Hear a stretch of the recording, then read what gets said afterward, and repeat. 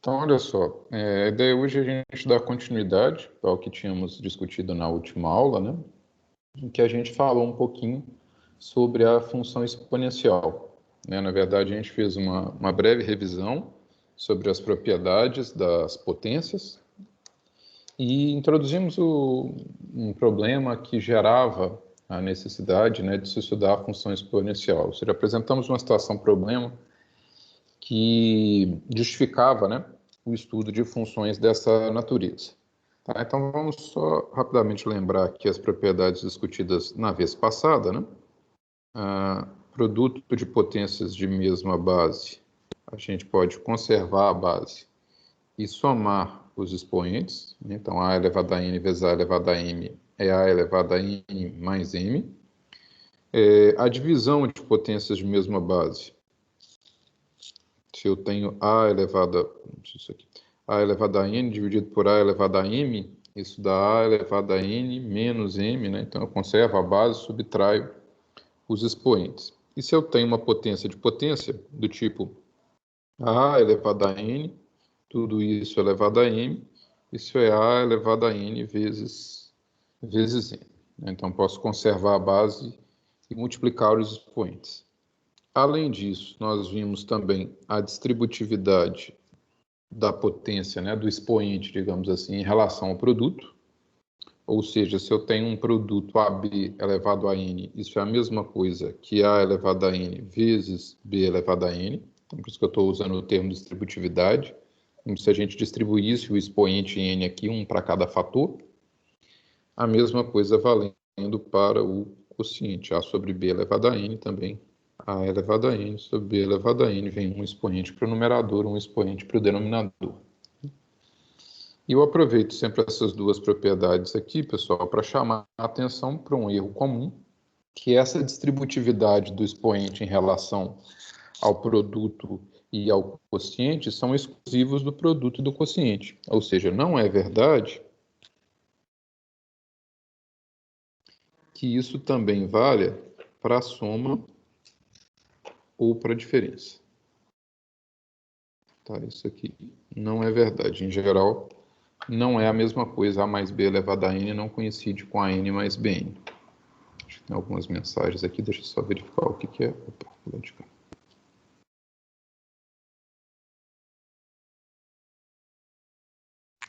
Carolinha, a imagem está muito embaçada. Deixa eu ver como é que está a minha conexão aqui.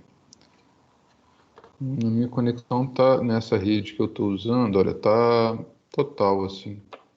Será que não é a sua conexão? Tem mais alguém com esse problema, pessoal?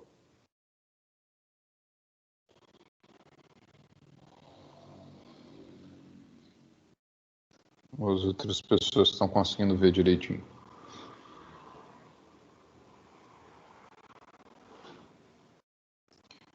Caroline, talvez seja a sua conexão, viu? Se você conseguir reiniciar seu modem, alguma coisa assim. Melhorou? Ah, que bom. Às vezes é bem instantâneo, né? Só uma oscilaçãozinha. Tá joia. Bacana, pessoal. Obrigado. Mas qualquer coisa avise mesmo, porque de repente pode ser na minha conexão, né? E aí pode estar ruim para muita gente. Aí a gente tem que consertar, né? Então, o que eu estava dizendo é o seguinte, olha. Essa propriedade da distributividade, digamos assim, do expoente em relação às operações, né, se restringe ao produto e ao quociente. Isso não vale para a soma, não vale para a diferença. Tanto é que, para isso, para os expoentes mais baixos, pelo menos, né, existem aqueles produtos notáveis, tipo A mais ou menos B ao quadrado igual a 2 mais ou menos 2AB mais B2. Então, esse termo aqui mostra que a gente não pode distribuir o expoente e colocar um 2 para cada parcela. Isso não funciona, tá? Bom, e ao finalzinho da última aula, nós apresentamos, né, duas situações de problema. Uma envolvendo uma cultura de bactérias, né? Uma cultura de bactérias, de forma que a cada hora a população dobrava, né? E você tinha um outro problema também de juros compostos, que são os juros aplicados, né, pelos bancos, são os juros de mercado, que geravam funções do tipo K vezes B elevado a x, onde esse K é um número real fixo, constante, né? E B também. Tá? De início, a gente vai deixar esse K de lado um pouquinho e vamos nos preocupar mais com as funções da forma B elevado a x. O fator que aparece aqui não é tão capaz de alterar tão substancialmente, né, o comportamento, então a gente vai dar atenção específica para as funções do tipo g de x igual a b elevado a x. Tá? Essa aqui vai ser o nosso objeto de estudo nesse momento. Então, para isso, pessoal, nós vamos trabalhar com essa ideia aqui, com essa definição, tá bom? Da função g de r para r, dada por g de x igual a b elevado a x, sendo b um número real fixo, diferente de 1 e maior que 0. B constante. Ou seja, o valor do B não varia. Nesse caso, G é chamada de exponencial, função exponencial, né, de base B. Tá? Então, o que é a função exponencial de base B, pessoal? É a função G de R para R, ou seja, ela pega número real, transforma em número real. E a lei de associação, né, que define qual vai ser a imagem de cada x, é essa aqui, G de x igual a B elevado a x. Eu já chamei atenção para isso na última aula, mas reforço novamente, né, que no caso da função exponencial, a base é fixa e o expoente é que é variável. Então, a gente tem uma mudança aí de comportamento em relação às funções anteriormente trabalhadas. Tá? Então, a base é fixa e o expoente é que é variável. Então, a variável aparecerá no expoente. Isso caracteriza a função exponencial. As restrições que eu coloquei aqui, ó, sobre o B, né, ou seja, sobre a base, falando a base não pode ser igual a 1. A base tem que ser positiva. São restrições de ordem técnica, que eu explico por que a gente precisa disso, tá? Mas, de fato, nós teremos essa exigência. Nós só vamos definir função exponencial considerando a base positiva e diferente de 1.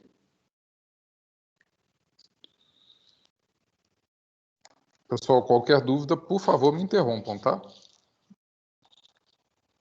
Isso é bastante importante que a gente possa discutir as dúvidas que forem surgindo. Então, por exemplo, podemos considerar a exponencial de base 2.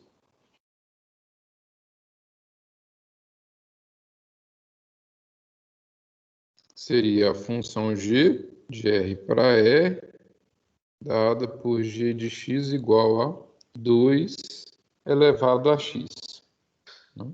E aí, se eu tiver, por exemplo, que calcular o g de 0, isso dá 2 elevado a 0, que é igual a 1. O g de 1 é 2 elevado a 1, que é igual a 2. O g de 5 é 2 a quinta, que é igual a 32. O g de menos 1 é 2 elevado a menos 1, que é 1 meio, né? E, por exemplo, o g de 1 meio é 2 elevado a 1 meio, que é raiz quadrada de 2. Essas potências de expoente fracionário, né? A gente já revisou também na última aula que se transformam em raízes, né? Então, a raiz é quadrada porque o denominador é 2 e o 2 está elevado à primeira potência porque o numerador é 1, tá? E assim sucessivamente. Aqui eu fiz meros exemplos, escolhendo os x, né? Claro que escolhendo valores de x que não dessem contas muito complicadas, mas enfim, só para exemplificar, tá? Da mesma forma, você pode definir exponenciais de outras bases. Por exemplo, exponencial de base 10. Aí você teria g de r para r, dada por g de x igual a 10 elevado a x. Né? Também você tem, por exemplo, g de 0 vai dar 10 elevado a 0, que dá 1. E g de, por exemplo, menos 3 é 10 elevado a menos 3, que é 1 sobre 10 ao cubo, ou 1 milavos. Tá? Só citando alguns exemplos aqui mesmo. Você pode ter exponencial de base 1/3, por exemplo.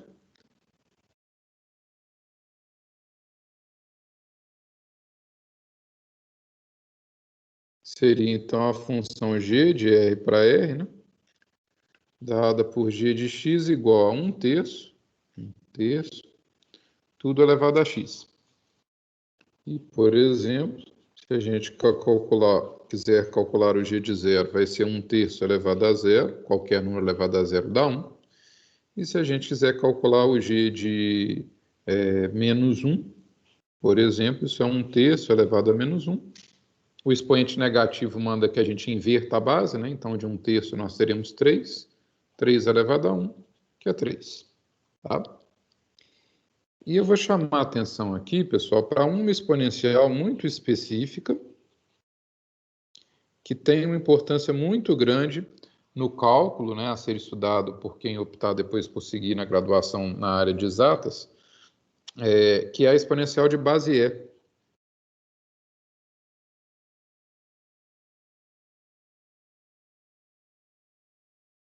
Esse E, pessoal, é o chamado algarismo neperiano.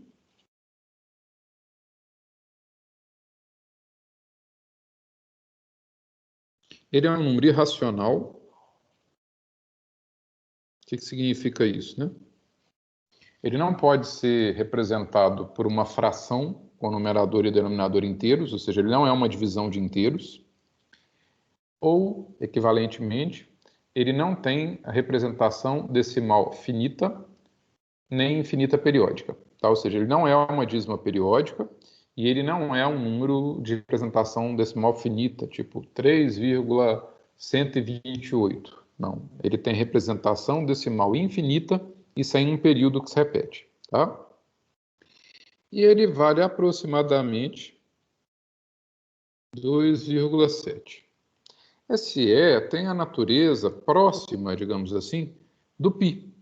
Tá? Então, mais ou menos parecido, né? Só que o π vale em torno de 3,14 e o E vale em torno de 2,7. Tá? E a exponencial que aparece com maior frequência nas aplicações é exatamente a exponencial com esta base. E aí lá no cálculo isso fica claro por quê. Essa exponencial, inclusive, de certa forma, tem um estudo mais simples do que as demais. E aí a gente define, então, a exponencial de base E como sendo E elevado a x. E, inclusive, quando a gente fala de função exponencial e não estabelece a base, né, não fala qual é a base, a gente fala só assim, a f é a função exponencial. Isso significa que é a exponencial de base E. Tá? Ou seja, a exponencial de base natural é a base E. Tá?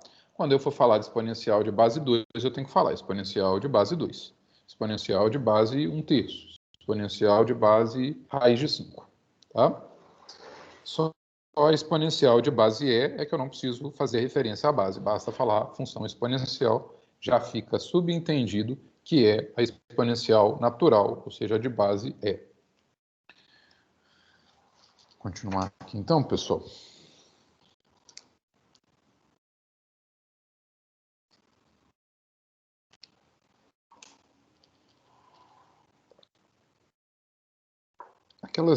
Aquelas restrições que eu tinha colocado, né, com relação à base, tá?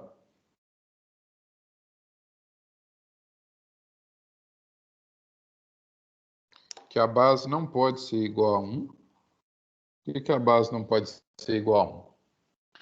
Porque senão isso não seria uma função exponencial. Se a gente considerar a base igual a 1, a função ficaria assim, ó. Se b igual a 1, perdão, esqueci de escrever aqui. Se b igual a 1, você teria g de x igual a b elevado a x, ou seja, g de x igual a 1 elevado a x.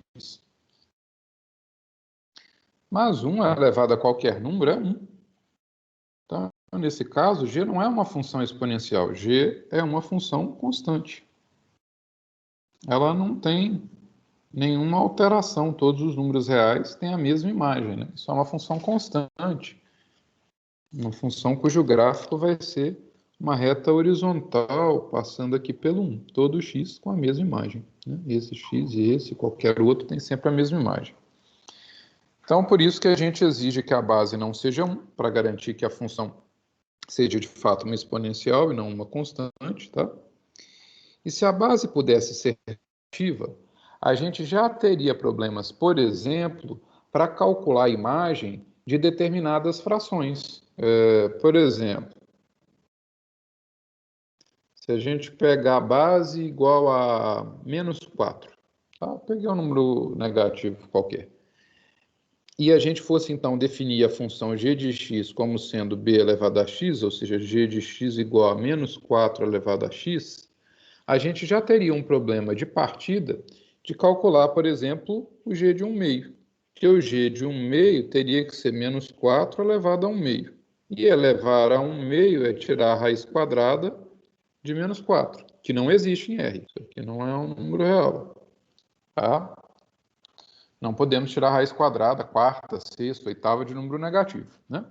Da mesma forma, não existiria o g de 1 quarto, que é menos 4 elevado a 1 quarto, que é a raiz também de índice par, raiz quarta de menos 4. Também não existe. Tá bom? E além do mais, pessoal, lá no cálculo também a gente vê que para definir uma potência de base irracional, tá? De expoente irracional, a gente precisa que a base seja positiva. Então, não tem muito jeito. A gente não pode realmente definir exponencial considerando nem base 1, nem base negativa, ok? A base 0 também não ajuda porque fica constante, tá? Vou escrever esse caso aqui. Se b igual a 0, você ficaria também com 0 elevado a x, que é igual a 0 se o x não for 0. Também é constante.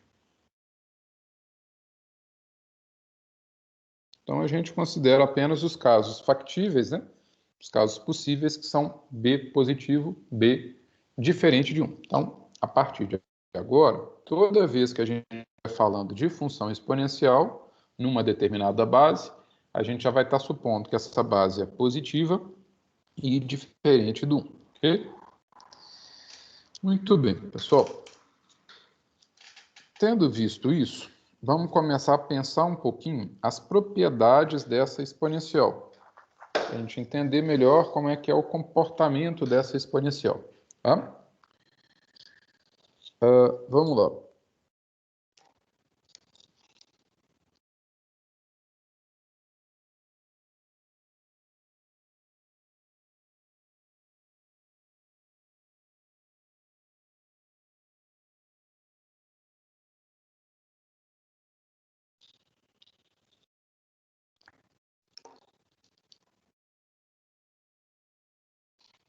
Primeira propriedade que a gente pode colocar para a exponencial. F de x igual a e elevado a x, tá bom? F de x é sempre maior que zero, para todo x.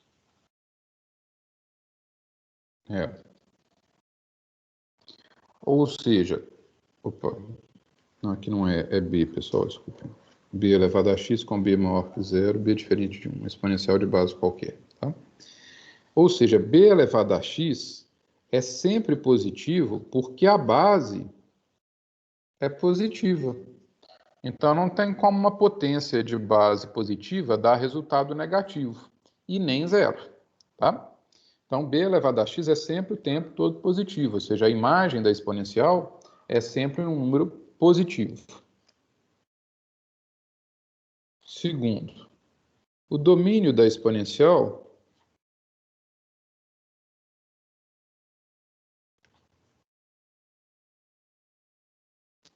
é R. O que significa dizer isso, né? Significa que todo número real tem exponencial, ou seja, a gente pode calcular b elevado a x para qualquer x. Então, b elevado a x pertence a R para todo x real. Se você pegar uma potência de base B, supondo que essa base seja positiva e diferente de 1, né? E elevar a um número real x qualquer, e esse resultado ainda é um número real. Então, o domínio é toda reta, ou seja, não tem nenhuma restrição. Não há necessidade de a gente ficar preocupado com, eventualmente, que número que a gente está colocando ali para calcular a exponencial, de eventualmente isso não existir. Não vai acontecer. Né? A exponencial ela pode ser calculada, pode ser aplicada a qualquer número e, portanto, não tenho preocupação. Né? É mais simples do que quando eu lido com a raiz quadrada, por exemplo, que tem restrição, não posso tirar a raiz quadrada de número negativo, a gente falou isso agora há pouco, né? Então, toda vez que eu estou mexendo com a raiz quadrada e dentro dessa raiz quadrada tem alguma expressão literal, uma variável, alguma coisa assim, eu preciso tomar cuidado para essa variável, essa expressão não ser negativa, né? Quando eu vou fazer divisão também eu tenho uma preocupação, não posso dividir por zero. No caso da exponencial, restrição 0, 0, 0, ou seja, não tem nenhuma restrição. Qualquer número x eu posso fazer b elevado a x, supondo que a base b seja positiva diferente de 1.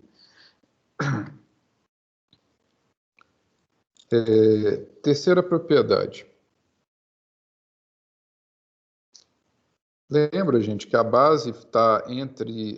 ela tem que ser maior que 0 e diferente de 1. Né? Então, a base ela tem que ser maior que 0 e tem que ser diferente de 1. Ou seja, a base pode estar entre 0 e 1 ou maior que 1. Né? Uma dessas duas coisas.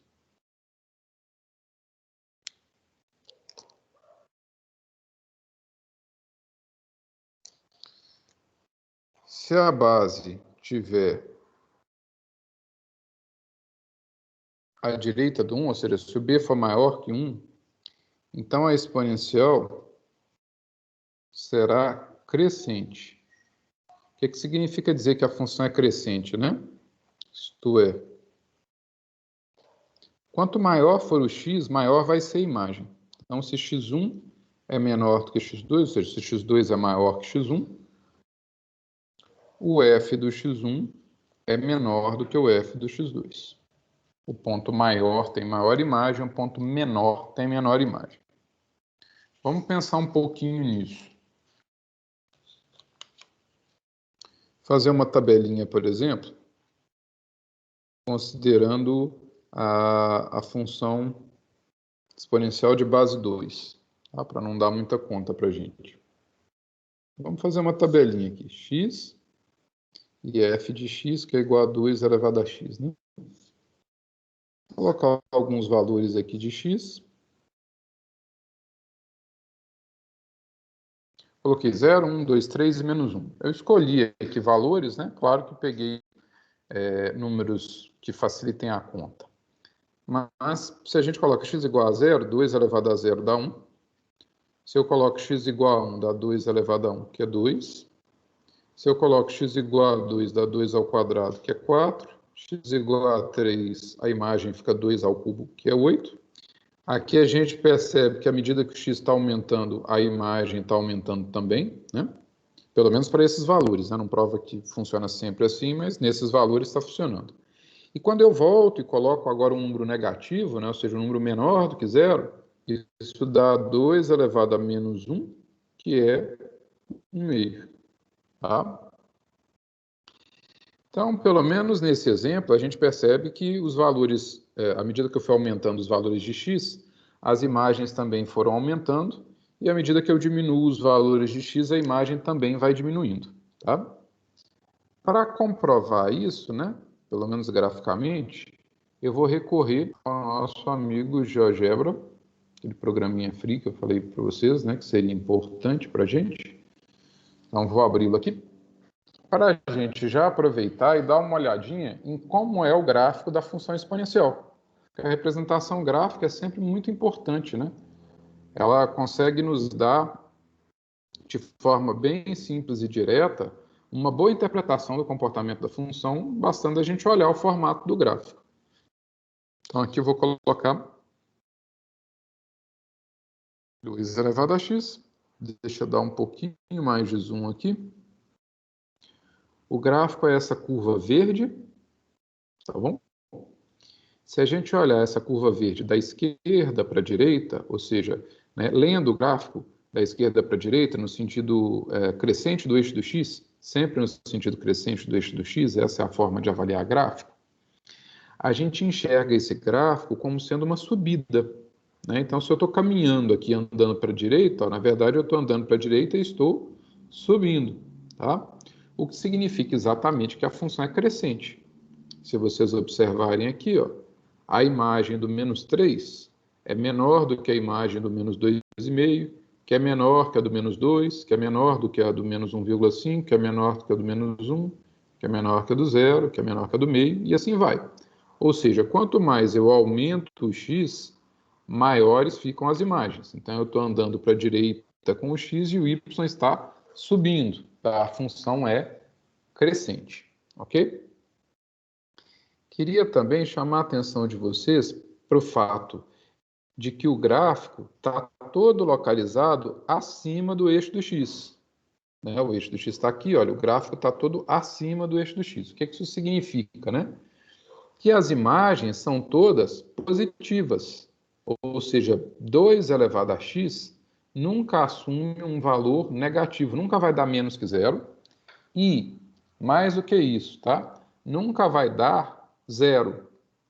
Deixa eu mudar aqui a posição do gráfico só um pouquinho para a gente olhar ali mais para a esquerda. Opa. Do lado de cá, até pode dar uma certa impressão inicial de que o gráfico está vindo aqui, está baixando, e que alguma hora ele vai encontrar com o eixo do x, né? Até chega a parecer um pouquinho que ele encontra e vira o eixo do x, né? Como se ele deitasse ali em cima do eixo do x, né? Mas isso, pessoal, é uma mera restrição da visualização que está apresentada aqui para a gente, né, do programa que fez o desenho, e também da nossa limitação visual. Né? Se a gente for dando zoom aqui, ó, vocês vão ver que o gráfico não chega a ficar em cima do eixo do x, tá bom? Aí ó, ele sempre tem uma distânciazinha. Essa distância até vai diminuindo, mas ela nunca chega a ser zero. Então, o gráfico, ele não toca o eixo do x em nenhum momento, tá? Vou tirar o zoom aqui para a gente voltar a enxergar o gráfico, né? Então, o que eu estou dizendo é, à medida que o x vai ficando cada vez mais negativo, os valores do f de x vão abaixando, realmente, né? Se a gente pensar em 2 elevado a menos 18, é menor que 2 elevado a menos 10. 2 elevado a menos 26 é menor que 2 elevado a menos 18. Então, isso vai ficando cada vez menorzinho mesmo, mas nunca chega a ser zero, tá? Então, esse é o aspecto aqui do gráfico. Daqui a pouco a gente volta a usar o GeoGebra para obter mais algumas informações. Ok? E vamos já colocar aqui, até antes de eu desenhar, de eu voltar a escrever ali na prancheta, vamos pegar agora uma outra exponencial, só que de base entre 0 e 1. Pode ser, por exemplo, a 1 meio elevado a x. Se a gente olhar agora para esse novo gráfico é a curva vermelhinha aqui, ó, tem até o G indicado, né? E aqui na verdinha tem o F. Olha o que a gente pode perceber desse gráfico. Primeiro, ele também está todo acima do eixo do x, isto é, os g de x nunca dão zero e nunca dão quantidade negativa. G de x é sempre positivo. Todo x tem imagem positiva.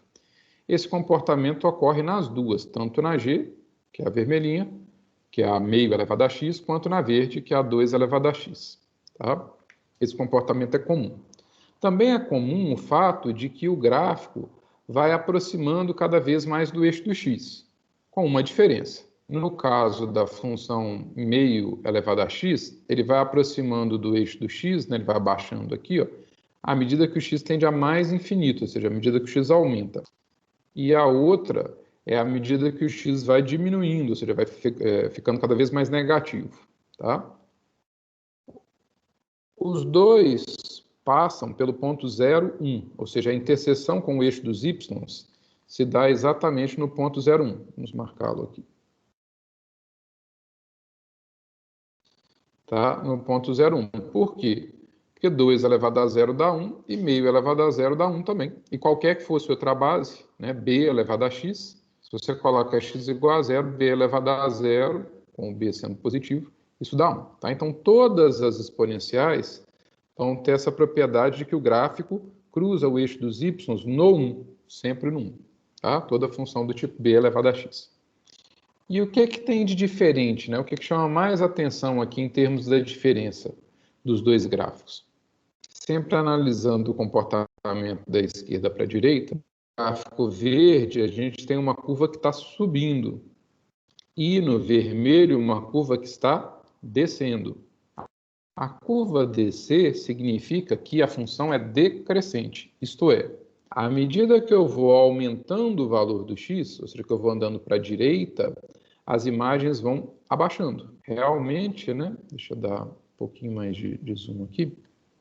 Realmente, olha, se a gente pegar aqui a imagem do menos 2, deu 4. A imagem do menos 1 já deu 2. Então, eu aumentei o x e a imagem abaixou. A imagem do 0 deu 1. A imagem do 1 vai dar meio. A imagem do 2 vai dar 1/4. A imagem do 3 vai dar 1/8. Então, quanto mais eu vou andando para a direita, mais o gráfico abaixa, ou seja, menores ficam as imagens. Então, eu tenho um comportamento decrescente da função. Vamos ver se temos alguma dúvida aqui.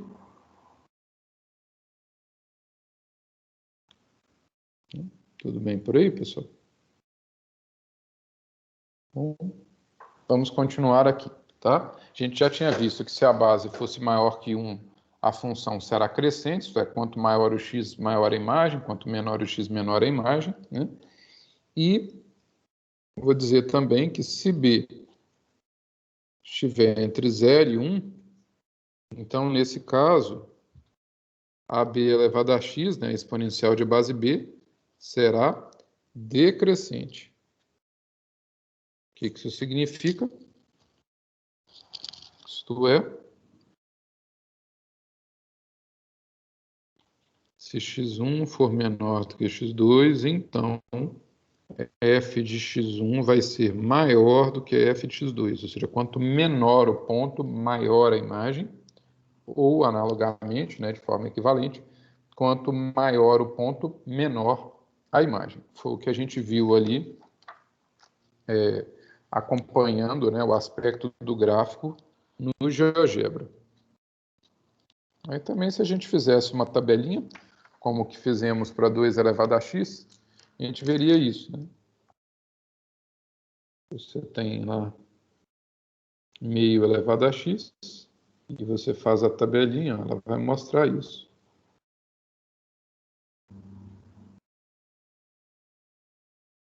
Você coloca x igual a 0, dá meio elevado a 0 é 1. Você coloca x igual a 1, dá meio elevado a 1 é meio.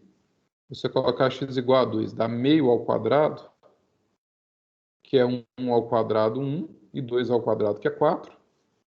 E assim vai, né? Você coloca meio elevado ao cubo, é 1 ao cubo, que é 1, sobre 2 ao cubo, que é 8. Ou seja, você está mantendo o numerador igual a 1 e aumentando o denominador. Tá? Que daria 16 avos. Né? Se a gente colocar agora uma quantidade negativa, meio elevado a menos 1, aí dá 2. Né? Fica maior porque eu diminuí o expoente. Vamos ver se tem alguma pergunta aqui. Não? Tudo bem? Beleza, pessoal. Então, a gente já tem uma divisão, assim, em dois grupos, dois grandes grupos para as exponenciais, né? As exponenciais que têm base maior que 1 são todas crescentes, isto é, à medida que eu vou aumentando o x, a imagem aumenta também. E as exponenciais que têm base entre 0 e 1 são todas decrescentes, então, à medida que eu aumento o x, o y de x diminui. Em termos gráficos, o que a gente vai ter? Olha? Se a função tiver base maior do que 1, o gráfico vai ser assim, subindo.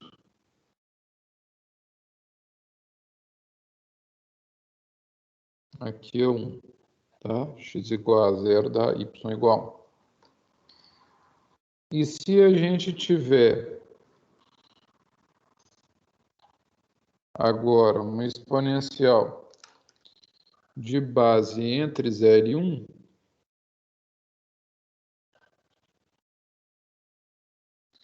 o gráfico vai ter basicamente o mesmo formato, tá? O mesmo tipo de curva, passando aqui também pelo 1, só que espelhado, né? Ao invés de subir, ele desce. Então, ele vem aqui. Opa. Eu não passo no 1, então vamos trocar o 1 de lugar. Acabei dando uma tremida aqui, mas é isso aqui o gráfico, tá? Então, vai ser uma curva descendo, né? Ela aproxima do eixo do x à medida que o x tende a infinito, do lado de cá ao contrário, aproxima do eixo do x quando o x tende a menos infinito. Crescente, decrescente.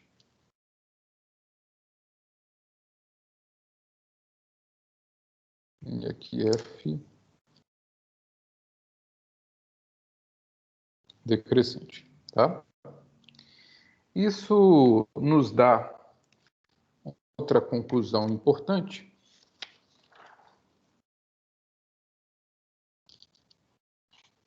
que é a seguinte, olha. F de x igual a b elevado a x, sempre considerando a base positiva e diferente de 1, tá? Sempre nesse contexto. F de x igual a b elevado a x é injetiva. Alguns livros chamam de injetora, agora eu prefiro a primeira nomenclatura, tá? Injetiva. O que significa isso? Ó? Ou seja, ela não repete valores. Então, se o x1 for diferente do x2, se você pegar dois números reais diferentes, o b elevado a x1 tem que dar diferente do b elevado a x2, tá? Números reais diferentes têm imagens diferentes. Por quê? Bom, pelo seguinte, é porque a exponencial ela vai ter base maior que 1 ou base entre 0 e 1. Se a base for maior que 1, o gráfico vai ter que ser assim, a função só pode crescer.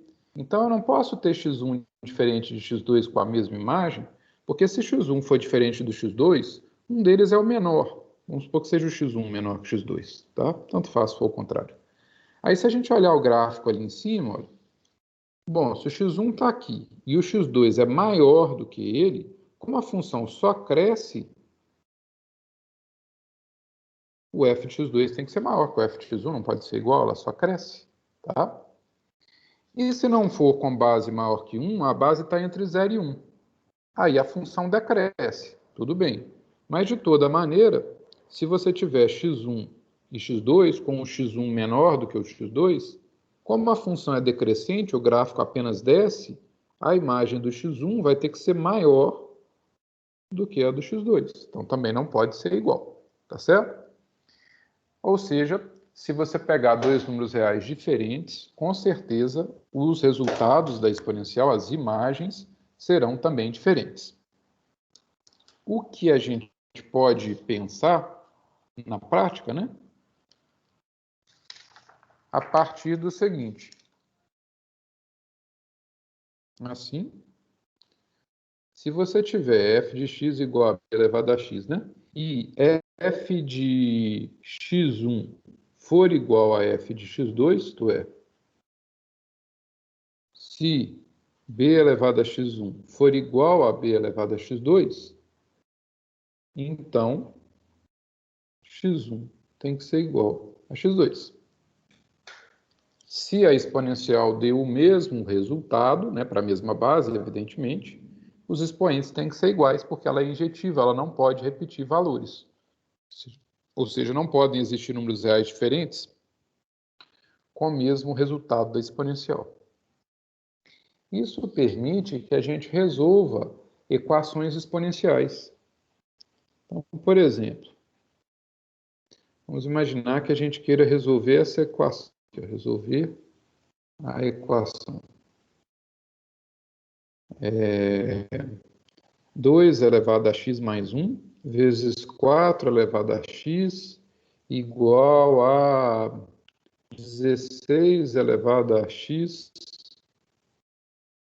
vezes, sei lá, 2. Estou chutando aqui, tá? O que que isso significa, né? Como é que a gente resolve essa equação?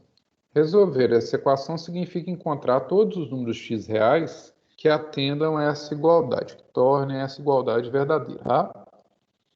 E aí, olha o que que a gente pode fazer. Se a gente reescrever todas as bases aqui como potências de base 2, ou seja, o 4 como 2 ao quadrado, o 16 como sendo 2 à quarta, a gente pode reescrever essa mesma equação assim, ó. 2 elevado a x mais 1 vezes, no lugar do 4 eu vou colocar 2 ao quadrado, então vai ficar 2 ao quadrado elevado a x. No lugar do 16, o 2 à quarta, então 2 à quarta elevado a x, vezes 2. Percebam que eu apenas fiz a substituição, tá? Desse pedacinho aqui, ó, e deste outro pedacinho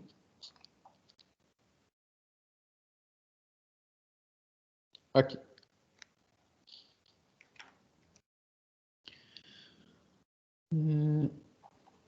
Aí, aplicando as propriedades de potência, né? Aqui a gente tem uma potência de potência, eu sei que eu posso conservar a base, que é 2, e multiplicar os expoentes. Aqui também é uma potência de potência, eu posso usar o mesmo processo, né? Eu conservo 2 e multiplico os expoentes. Agora eu tenho produto de potência de mesma base, eu posso conservar a base e somar os expoentes, então eu consigo reescrever isso aqui como sendo 2 elevado a x mais 1 mais 2x. Mesma coisa eu faço do lado de cá, conservo o 2 e somo os expoentes, né? Lembra que o 2 purinho, né? Só o 2 é, na verdade, 2 elevado a 1. Né? Tem um 1zinho aqui. Então, isso dá 2 elevado a 4x mais 1. E aí eu posso usar a injetividade da função 2 elevado a x. Se 2 elevado a... Aqui deu 3x mais 1, né? É igual a 2 elevado a 4x mais 1, então é porque os dois expoentes obrigatoriamente têm que ser iguais. Opa, esqueci do mais 1 aqui. 3x mais 1 tem que ser igual a 4x mais 1. Se eles fossem expoentes diferentes, o resultado tinha que dar diferente, porque ela é injetiva, ela não pode repetir valores. E aí, bom, você corta um.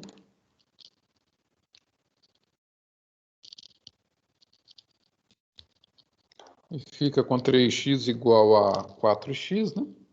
Ou, passando 3x para lá, x igual a 0. Que é, então, a única solução. Tá? O passo fundamental aqui, né? Eu diria que tem 2 passos fundamentais. Um, reescrever tudo como potência de mesma base para poder aplicar as propriedades, né? Simplificar bem. E o outro passo fundamental é nessa passagem aqui, ó, que muitas vezes a gente aprende assim, a gente pode cortar o 2, né? Como se eu cortasse esse 2 com esse. E de fato funciona como se pudéssemos cortar o 2 com o 2 mesmo, porque se você tem 2 elevado a bolinha igual a 2 elevado a quadradinho, obrigatoriamente a bolinha e o quadradinho têm que ser iguais, já que a exponencial de base 2 e qualquer outra é injetiva. Tá? Então, realmente funciona como se a gente pudesse cancelar a base.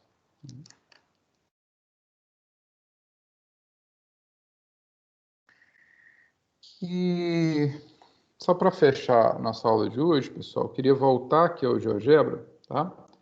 Só para a gente ver o que acontece quando a gente brinca aqui um pouquinho com as bases, né? Então, eu deixei aqui a exponencial de base 2, acho que vou dar um pouquinho mais de zoom e arredar isso para cá. Aqui está a exponencial de base 2. Tá? O que acontece se a gente trocar a base? Eu vou pegar agora uma função h de x igual a, por exemplo, 4 elevado a x. Aparece um novo gráfico, né, uma nova curva, essa curva azulzinha aqui, que a gente está vendo, né? E o aspecto, de certa forma, é bem semelhante, né? Também você tem uma curva subindo, a concavidade é do mesmo jeito, né? A boca, digamos, é voltada para cima do mesmo jeito. Os dois gráficos passam no eixo dos y nesse ponto aqui, como eu já tinha falado, né? Qualquer exponencial de qualquer base, o gráfico vai cruzar o eixo dos y sempre no 1, porque b elevado a zero dá 1, tá? E o que a gente pode perceber de diferença, né? Uma outra semelhança.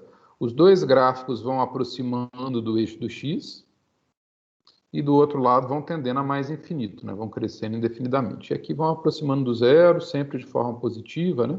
Assentando ali, cada vez tornando-se mais próximo do eixo do x. A diferença que chama atenção é só a velocidade com que as curvas crescem. A gente pode perceber aqui, ó, que para valores menores que zero, a curva verde está em cima e a azul está embaixo. Ou seja, se x for um número negativo, né, o resultado da conta 2 elevado a x dá maior do que o do 4 elevado a x. Mas para x positivo, não. Para x positivo, com certeza o resultado do 4 elevado a x é sempre maior do que o do 2 elevado a x. E no zero há um empate, né? Então, poderia dizer assim, olha, para x negativo, a curva verde é maior, ela que ganha, né? O 2 elevado a x é maior que o 4 elevado a x. Para o zero há um empate, os dois dão 1, e a partir do zero a função de maior base ganha a dianteira, né?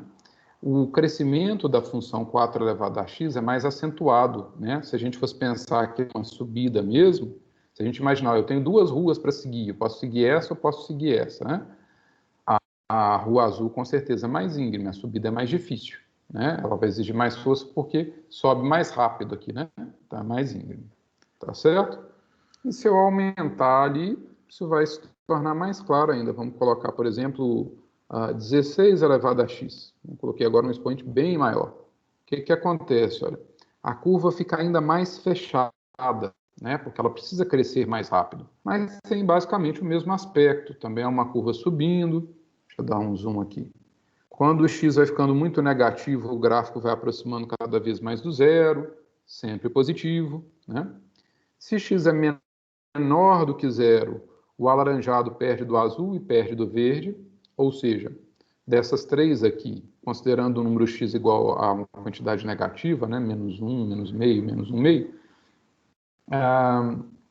o 16 elevado a x é menor, depois o 4 elevado a x, depois o 2 elevado a x. E do outro lado, o contrário, né? Do outro lado, o 16 elevado a x fica maior do que o 4 elevado a x, maior do que o 2 elevado a x. Bom, pessoal, era basicamente isso que eu queria falar hoje, tá? Eu vou postar, acredito que ainda hoje, vou só fazer as conferências. No SIGA, um cronograma aula-aula, tá? Porque acho que isso vai facilitar para vocês se organizarem, né? Então, vai ter ali o que está previsto para ser feito em cada aula. Vou postar também o vídeo da aula de hoje, os demais já estão postados, tá? O link, né? Vou postar o link do YouTube, é só vocês clicarem lá para verem ou reverem. E as anotações que foram feitas hoje também. Eu vou escanear e postar em PDF no SIGA, tá certo? A nossa próxima aula é na sexta, né? E aí eu já vou pegar alguns minutinhos para a gente falar sobre o processo avaliativo e esse cronograma, para não ter nenhuma dúvida. Tá bom, pessoal? Então, agradeço a presença de vocês, né? Desejo boa tarde, se vocês ainda tiverem mais aulas, boas aulas. E uma outra observação que eu queria pedir para vocês, muito importante. Mantenham sempre o hábito de, ao término da aula, ou assim que possível, conferir com o material que é disponibilizado, né, lá no grupo de matemática. Tá? A gente está seguindo basicamente o que está sendo feito lá, mas de propósito eu não tenho usado os mesmos exemplos, nem os mesmos exercícios, de forma que vocês tenham mais material além do das aulas síncronas, tá bom? Mas as aulas não dispensam a consulta ao material, não, ok? É isso então, pessoal. Boa tarde, obrigado e até sexta-feira. Tchau para vocês.